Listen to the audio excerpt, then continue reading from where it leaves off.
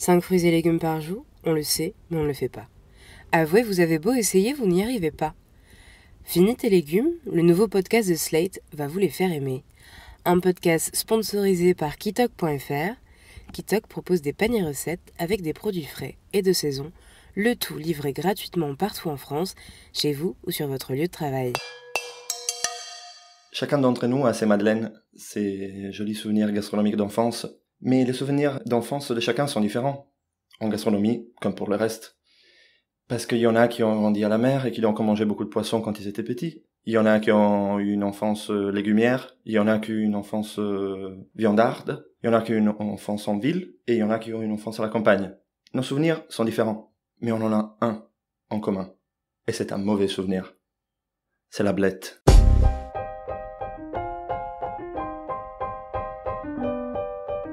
Finis tes légumes, épisode 1, par Tommaso Melilli. Si on cherche sur Google le mot blette, la première suggestion c'est blette amère. Les blettes sont amères, c'est ce qu'on se rappelle, c'est ce qu'on a toujours cru.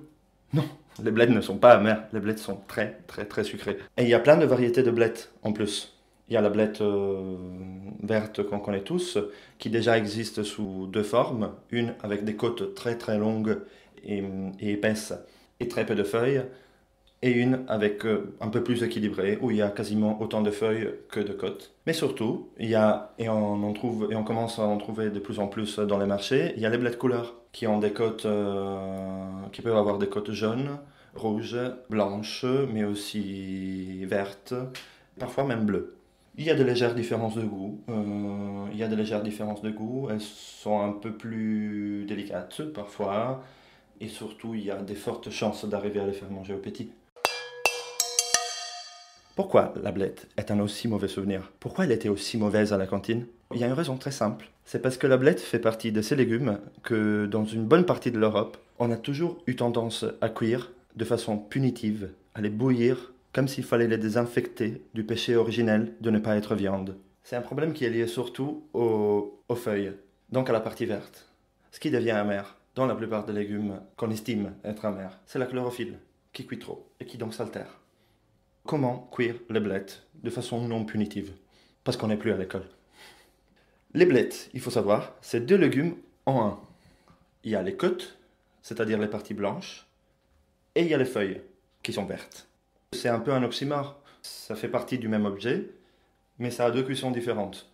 Les côtes, elles cuisent entre 10 et 15 minutes, selon la taille et selon comment on les découpe. Les feuilles, jamais plus que 2 minutes. Il faut séparer, tout simplement, les côtes des feuilles. Donc aujourd'hui, on va cuire la blette en deux fois. On va séparer la côte de la feuille, comme on a dit. On va cuire d'abord la côte dans de l'eau bouillante, légèrement salée. Et on va ensuite la poêler avec du jus de pamplemousse, en rajoutant au dernier moment les feuilles. Et on va faire des blettes, pamplemousse.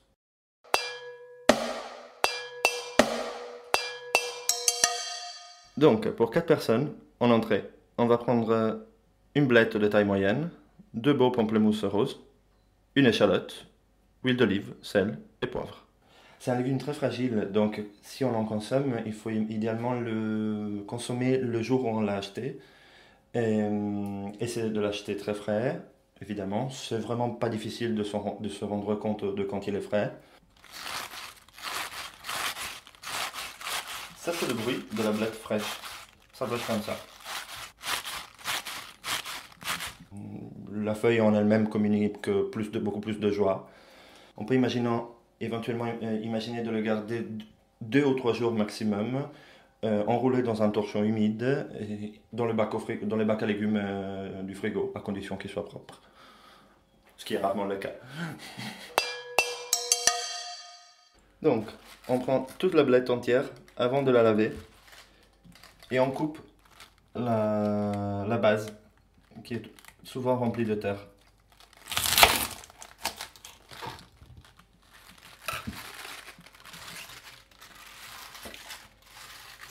Ensuite, on essaie d'enlever toute la côte, donc toute la partie blanche, en formant une sorte de V pour ne pas en laisser coller à la feuille.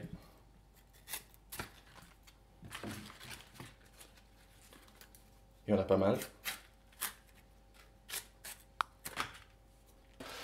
Ensuite, et que ensuite, on la passe à l'eau claire et on les lave. Il faut la couper et la séparer avant de la laver, ce qui n'est pas le cas d'habitude avec les légumes, parce que comme c'est un légume tout entier, il peut y avoir beaucoup de terre à l'intérieur. Les toutes petites feuilles qui sont au cœur de la blette, si elles n'ont pas beaucoup de côtes, on peut les laisser entières. Ça va donner un peu de croquant.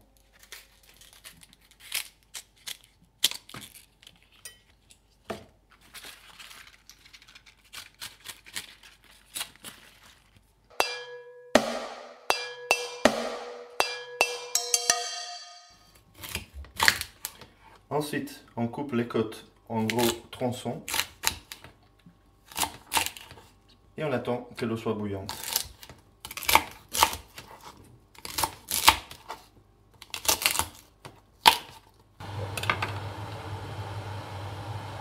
Quand l'eau est bouillante, on plonge dedans les morceaux de côte.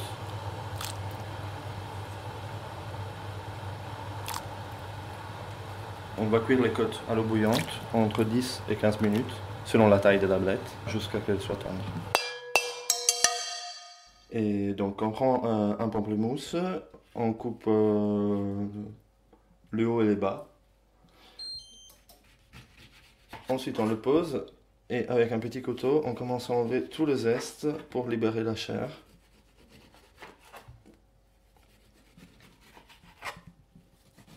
Voilà.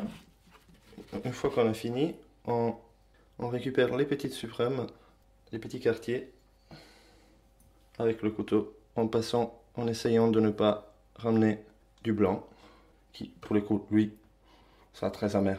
Si on galère trop à enlever les quartiers, on peut tout simplement le découper en gros morceaux et essayer de barrasser les pépins.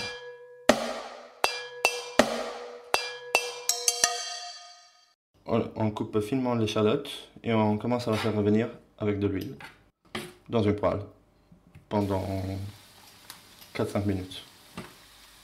Une fois que les échalotes ont bien caramélisé, on rajoute dans la poêle les côtes qu'on avait pochées et égouttées et les feuilles coupées en gros morceaux ou même carrément entières à feu vif pendant 2-3 minutes.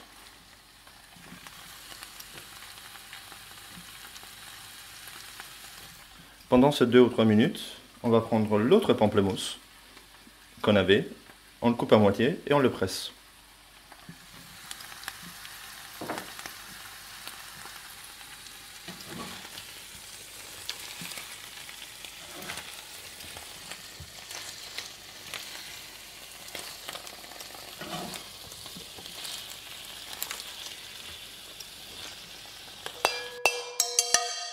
Une fois que les feuilles de blette se sont détendues, on rajoute le jus de pamplemousse qu'on a pressé.